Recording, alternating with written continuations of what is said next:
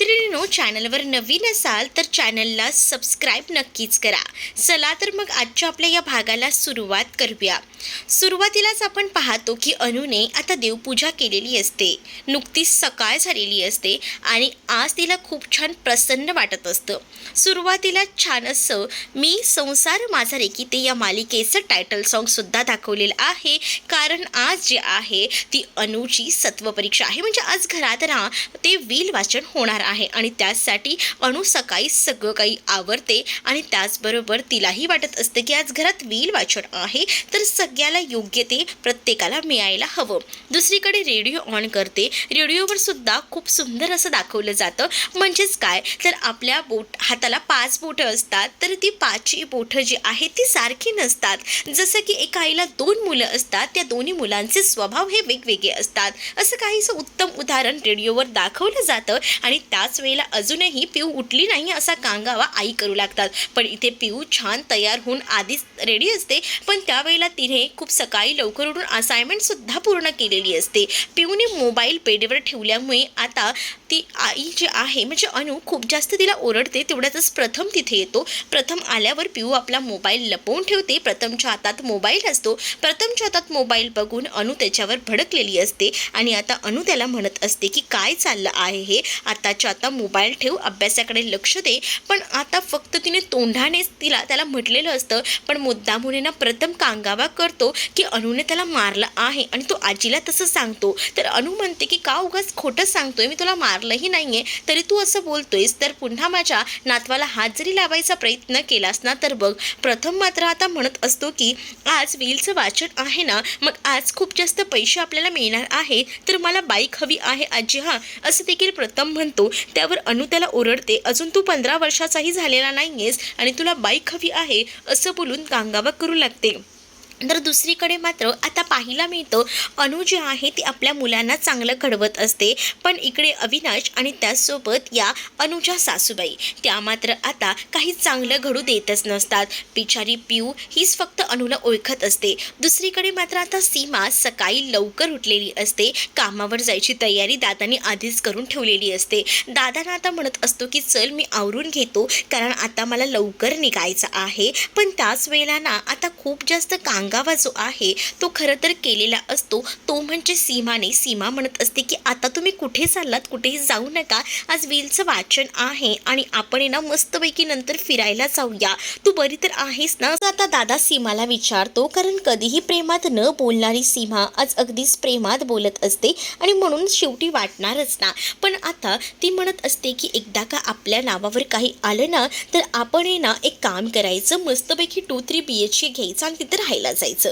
पण या सगळ्यावर सुद्धा दादाने चांगलाच तोडगा काढलेला असतो, ते म्हणजे सीमाला सांगत असतो की हे शक्य नाहीये। म्हणजे बघ, तुला जर वाटत असेल की आपण वेगळं राहायला जायचं तर तसंच चालेल, पण एक गोष्टीचा विचार कर की जेव्हा तू दुसऱ्या घरात राहायला जाशील ना तेव्हा सगळं काही घरातलं काम तुलाच करावं लागेल आणि शेवटी 6 महिने आई आपल्याकडे आणि 6 महिने इकडे राहावी लागणार आहे, कारण आईचं आता सगळं काही ना वहिनीच करते हे तुलाही माहिती आहे। मग आता या सगळ्या जबाबदाऱ्या तू घेऊ शकणार आहेस का? त्यामुळे जरा दुसरीकडे जायचं राहायला ना विचार थोडा मागे टाक, कारण तुलाही माहिती की तुला ही कामं काही जमणार नाही आहेत। आता मात्र दादाने चांगलाच तोडगा काढलेला असतो आणि त्यामुळे मात्र ना आता सीमाची बोलती बंद झालेली असते। दुसरीकडे रेवती ना बरेच असे शॉर्ट्स वगैरे कपडे घालत असते, म्हणजे ना ती कामावर जाताना बाहेर एका वॉशरूममध्ये जात असते आणि तिथे कपडे जाऊन चेंज करते आणि त्यानंतर ती कामावर जाते। तिची पूर्वीपासूनची सवय आहे आणि ती म्हणत असते की ही सवय ना कधी मोडणार आहे, बरं झालं घरात आमच्या असं नाही की साडी नेसूनच बाहेर पडायचं,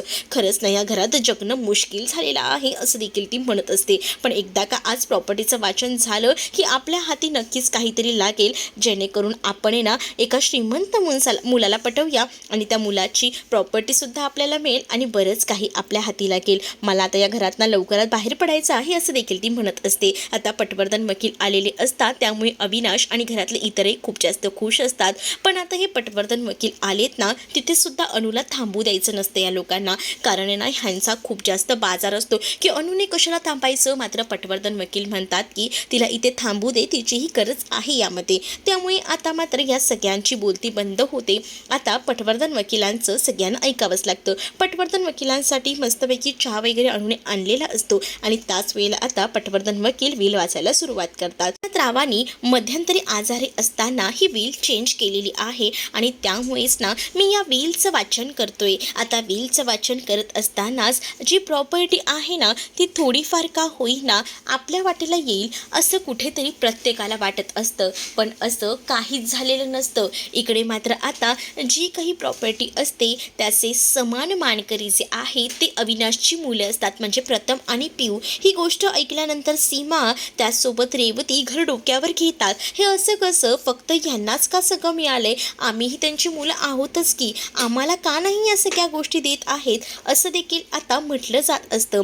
विलचं वाचन अजूनही पूर्ण झालेलं नाहीये, थोडं थांबा, मी विलचं वाचन करतोय. आता पुढे विलचं वाचन केलं जात असतं आणि त्यामध्ये ना पुढे मात्र सांगितलं जातं की खरं तर या सगळ्याचे जे हुकुमी जे एक्के आहेत, म्हणजे सगळा काही जो कारभार सांभाळायची जबाबदारी जी आहे ती खरं तर अनुकडे असते. म्हणजे अनुची जोपर्यंत कोणत्याही पेपरवर सही होत नाही तोपर्यंत या मुलांच्याही पदरी काहीच पडू शकत नाही, हे सुद्धा त्या विलमध्ये लिहिलेलं असतं. आणि त्याच वेळेला आता मात्र सीमा वैतागते आणि म्हणत असते की अच्छा, म्हणून हिचं आबांच्या मागे पुढे चालू होतं. आबा जेव्हा बरे नव्हते तेव्हा ही आबांच्या मागे पुढे करत होती ते यासाठी, म्हणजे हिने सगळी प्रॉपर्टी हडप केली, आमच्या हाती काहीच नाही, हे चालणार नाही असं देखील आता म्हटलं जातं. बिचाऱ्या अनुच्या नावावर प्रॉपर्टी असून सुद्धा अविनाशला ना आता राग येत असतो. अविनाश सरळ म्हणतो की म्हणजे आता मला हिच्यासाठीकडे भीक मागावी लागणार आहे, तर पण मी पण ना ऐकून घेणार नाहीये. काही झालं ना तरी सुद्धा कोर्टात दावा ठोकणार आहे. तुम्हाला काय करायचं आहे ना ते करा, पण जे काही लिहिलेलं आहे विलमध्ये तेच तुम्हाला मी वाचून दाखवले. जरी मुलांच्या नावावर समान प्रॉपर्टी असली तरीसुद्धा जोपर्यंत अनुच्या सह्या होत नाही ना तोपर्यंत कोणतीही प्रॉपर्टी तुम्हाला भेटू शकत नाही, असं स्पष्ट त्यामध्ये लिहिलेलं असतं. आणि जेव्हा आता हे सगळं म्हटलं जातं ना तेव्हा मात्र दादा खूप जास्त खुश असतो, कारण त्याला आता ह्या सगळ्या गोष्टी परफेक्ट वाटत असतात. आबांनी जो काही निर्णय घेतलाय तो एकदमच बरोबर घेतला आहे. धाकट्या सुनेला या घराचे सगळे अधिकार, म्हणजेच ना ही सून नक्कीच हे घर सांभाळू शकते हे आबांना सुद्धा माहिती होतं, म्हणून आबांनी हे सगळं केलेलं आहे. दुसरीकडे आता वकील तर आपली सुनावणी करून निघून जातात, पण यावेळेला आता चक्कर यायला लागलेली असते. ती म्हणजे या सासूबाईंना हे खपतच नसतं की आपल्या सूनबाईंच्या नावावर सगळी प्रॉपर्टी आहे, त्यांनी माझ्या म्हातारपणाचाही विचार केला नाही, सगळं काही हिला देऊन बसले, आता काय करायचं. त्यावर अनु आता म्हणत असते की तुम्ही काळजी करू नका, माझ्या वाटचं जे काही आहे ते मी तुम्हाला देईनच की. पण त्यावेळेला मात्र आता खूप जास्त राग जो आहे तो इथे असणाऱ्या अविनाशला येतो. अविनाश म्हणतो की अच्छा, म्हणजे आता तुझ्याकडे माझ्याच पैशांची भीक मागायची का, असंही तो ओरडून ओरडून बोलत असतो आणि तिच्या मुसक्या आवळतो. तेवढ्यातच दादा आलेला असतो आणि दादाने ऐनवेळेला येऊन वाचवलेलं असतं. तर पुढील भागामध्ये पाहायला मिळतं अनुला पैठणी मिळालेली असते आणि हे सुद्धा ह्या लोकांना सहन होत नाही. अविनाशने चक्क ती पैठणी जाळून टाकलेली असते. तर आता अविनाशचा राग स्पष्टपणे दिसत असतो. मात्र आता या सगळ्यांना वटणीवर अनु कशी आणली येणाऱ्या भागांमध्येच आपल्याला पाहायला मिळेल. तुम्ही जर आपल्या चॅनलवर नवीन असाल तर चॅनलला सबस्क्राईब करा. चला तर मग भेटूया पुढच्या भागांमध्ये. तोपर्यंत तुर्तास टाटा, बाय.